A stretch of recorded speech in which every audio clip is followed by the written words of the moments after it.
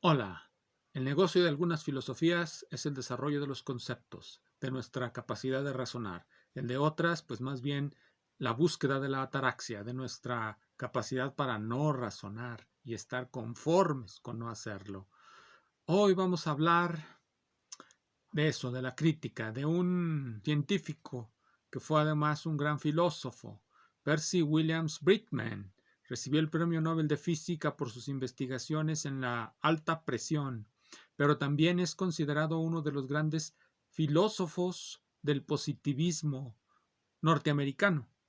Estudió con Joshua Royce y con George Santayana, filósofos que no sé qué tan conocidos sean.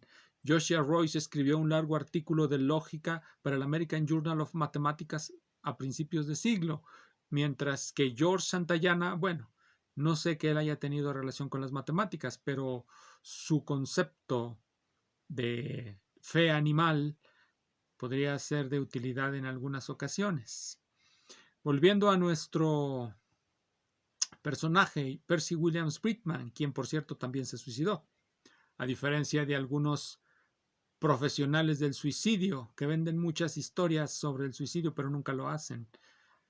Bien, este físico escribió varias obras muy importantes para la filosofía positivista, en particular la lógica de la física moderna, en donde introduce el punto de vista operacionalista. ¿Qué es el operacionalismo? Pues es una doctrina filosófica, es decir, nos dice cómo debemos interpretar el significado de los conceptos o cómo debemos dotar de significado a los conceptos, en particular a los conceptos de la física. Vamos a tener un concepto físico y en general cualquier concepto, es decir, vamos a tener un concepto con significado siempre y cuando haya un complejo de operaciones a través del cual ese concepto quede perfectamente elucidado. ¿Qué es un complejo de operaciones? Pues un complejo de operaciones de medida. Entendemos el tiempo en la medida en que podemos medirlo. Tenemos un concepto del espacio en la medida en que podemos medir ese espacio.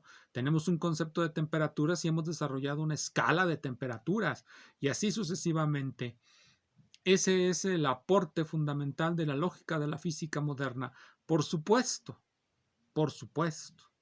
Muchas posturas filosóficas posteriores en la misma línea lo han rechazado y muchos filósofos en cualquier otro tipo de línea filosófica lo han rechazado sin siquiera leerlo. Bien, el libro fundamental de Bridgman que nos interesa es este.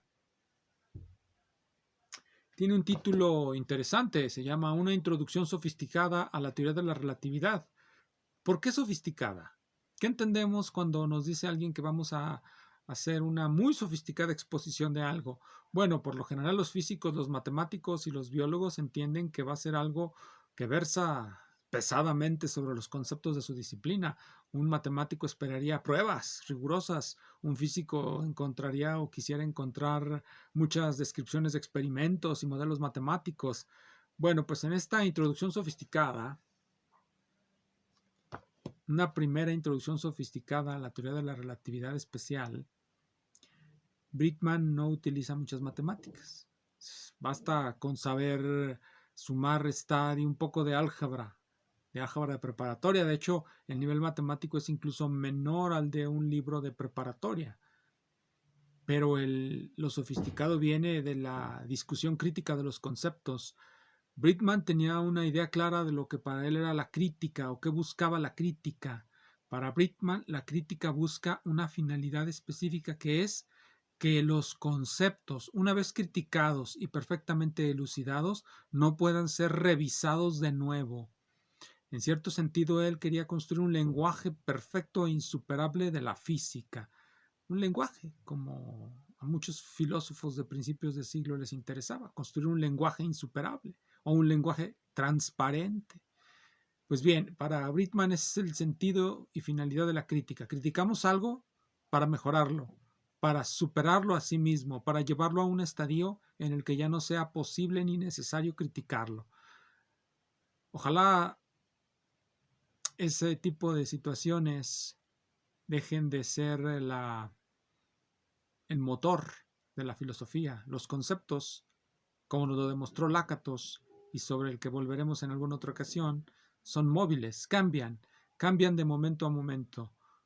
Tratar de congelarlos es congelar el desarrollo de la ciencia y abrirle paso a cierto tipo de totalitarismos de los que hablaremos después. Muchísimas gracias.